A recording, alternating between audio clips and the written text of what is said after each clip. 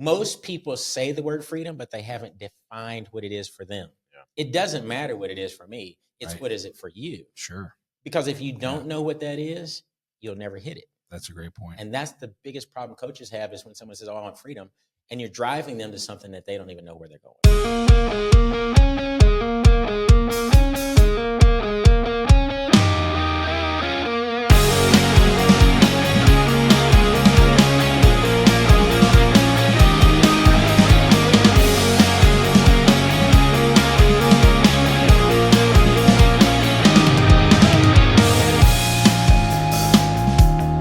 Welcome, everybody. Today we are talking about the Gateway to Freedom Investor Conference. My name is Josh Wiesler, and for me, I'm a small business coach. And for me, real estate was kind of my entrance into the coaching world, and I've done everything from wholesaling, rehabbing. I've done some rentals. I've got a multifamily, done commercial, and I am very pleased to introduce our guest today on our podcast. But before I get to that, I want to introduce my co-host, Rich Groves, and I'll let him take his intro. Awesome. Yeah, my name is Rich Groves. I'm a real estate investor right here in the St. Louis area. I did my first rehab in 2005. And for the past 10 years especially, I've been in the more creative space. So I've done wholesaling as well as rehabs and owned some rental property myself. But I've connected people lately. The last 8 years, I've been connecting people, and that is a true passion of mine. So I'm super excited to be working with Josh again this year to bring you Gateway to Freedom 2024. Yeah, fantastic. And so some of you on here may be thinking, like, what is a conference like this? What does this do for us? Like, whether you're looking to get into investing and you may be working a 9-to-5, or you've already done some deals and you just kind of want to find that next connection or that next piece of education that's going to help you elevate your business a little, or you've been established and you've been doing this for years and maybe you're kind of bumping up against some things, you're turning, spinning circles or like just bumping your head up against a wall. Our conference, what it's not a magic bullet for any of those things. And especially today, our guest, I love our guest because he will talk about how things are not magic bullets, I'm sure, at one point. But you can find solutions at these conferences, whether it's a resource, whether it's one of our sponsors, whether it's a network connection. The ability to connect with the people and the thing that's going to move your business is what our conference is about. And so with that, I am very pleased to introduce our guest here today, Tim Grimmett, who, what haven't you done in the business, man? You are a rehabber, you're a coach, you do rentals, you have a nonprofit. You and I have done a deal. Actually, that's really how we really got connected. I've actually coached him with my partner, Grant. He's a phenomenal guy, just an amazing human. He's been through the trenches. He's been through a whole bunch of stuff. So without further ado, Tim, is there anything that I may have missed on that intro? Anything else you want to add? No, I just want to answer your question. The one thing I have not done well is wholesale. Nice. That's how we met. I wholesaled one of his properties for him. Yep, it was amazing. And that's a prime example, Tim. Like, one of the things in this world that we're talking about is, like, Tim knows. One of the things I love about Tim, you know your lanes. Stay in your lane. Stay in your lane. Know what you're good at. Know what you're not good at, and know what you're willing to learn over time. Tim is a great example of that. He's flat out. He's like, I don't want to wholesale. You also don't negotiate. You just make offers that work for you. You know your lane with rehab. Anyway, I'm getting more into you than I want you to do. So, Rich, is there any other questions, or you want me to roll right into it with I'm going to have some questions at the end, but I'll let you get started. All right. So, Tim, starting off, just something about how you got started. First, like, what got you interested in real estate, and was there an event or anything that kind of was a catalyst for you getting into this world? Two major things. I was working at Quick Trip, and a guy came in one day and threw a check on the countertop and said, take a look at that. And it was a check for $36,000. I picked it up. It was Liquor Doctor, if you ever know who that is, Airport. Oh, okay. And I said, how did you do this? And he said, well, you get some time, I'll show you how to do it.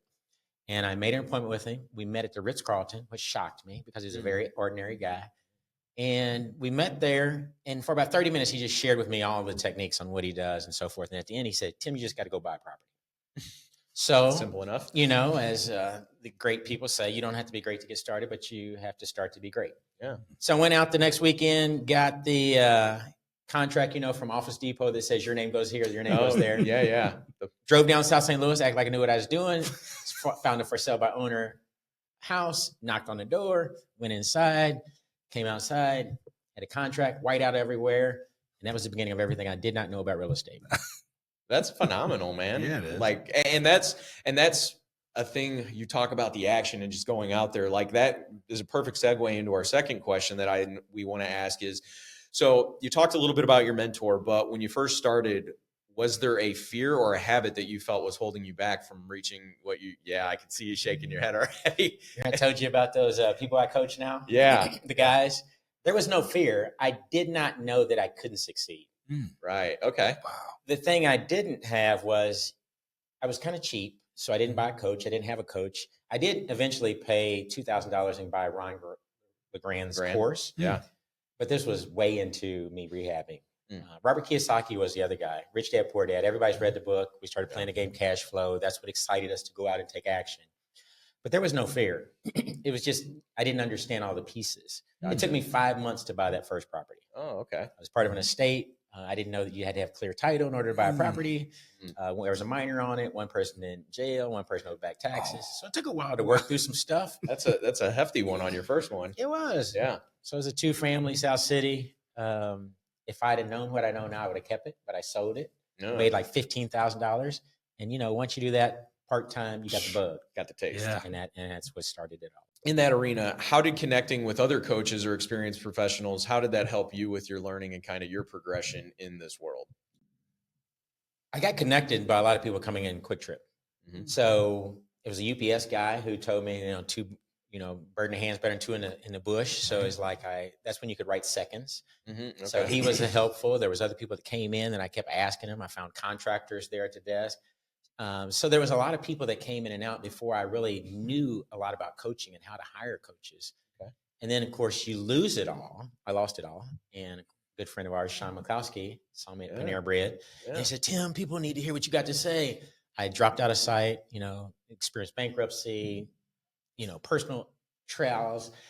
And he encouraged me. He told me about his mastermind. I got involved in his mastermind, and they kind of helped me get back my feet underneath me and get confidence. And I ended up buying the properties back that I'd lost. And that was the beginning of the self-confidence to help reestablish my career again. I mean, that's incredible, because a lot of people would have just dropped out. That's it, period. That's done. I'm done. I'm knocked out. I hit the mat. There's no 10 count. I'm just laying here, whatever. But you pick yourself back up and get back at it. That is incredible. And a lot of people need to hear that. So that's awesome. Yeah. The thing with me, I've been told, is I have grit. Yes.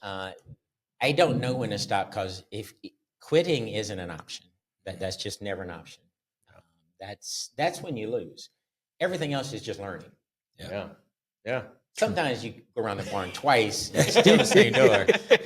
Yeah. So the learning part is kind of hard to get sometimes. Yeah, right. Yeah. The phrase that came up in our office the other day was like, yeah, this is all working for me, but it doesn't mean it feels great all the time. Exactly. Right? True. Yeah. So Exactly. no, man. And just real quick, if you could, can you give a little bit of, you said you had built something significant, and then, I know your story, but can you share kind of how big, I guess, you had that experience, and then kind of, not even, you don't have to go into what happened, Yes. but like where you were and like why you're so intent on giving back to people now because of it? Probably the first 4 years of my business, we went from around $86,000 first year to 1.6 million.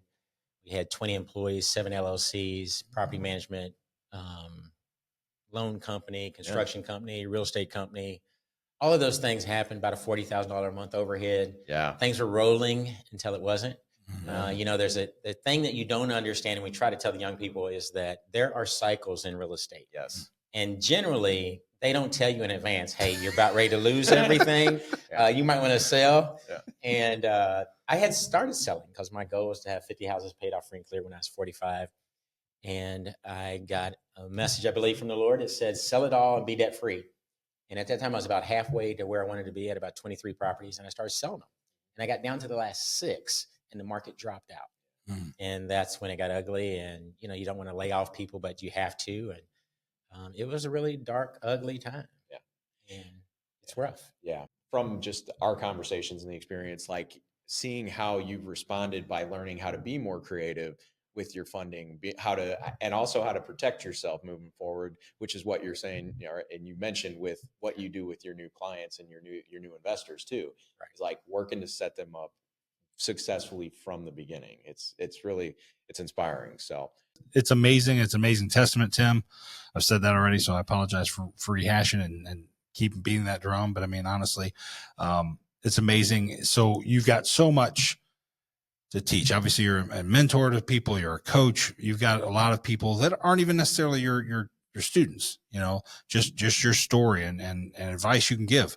Because you're an old veteran. I don't mean to say the word old with that, but you're a veteran in this business. I've been called one of those OGs. Yeah. For multiple reasons. Oh, right. But yes, I still use a notepad and a yellow notepad. Oh, Right, yeah. yeah. Oh yeah. Yeah.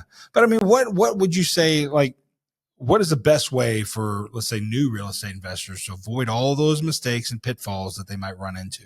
There are so many people that come up and say, I've been studying for years and years. I've been watching YouTube and all this other stuff.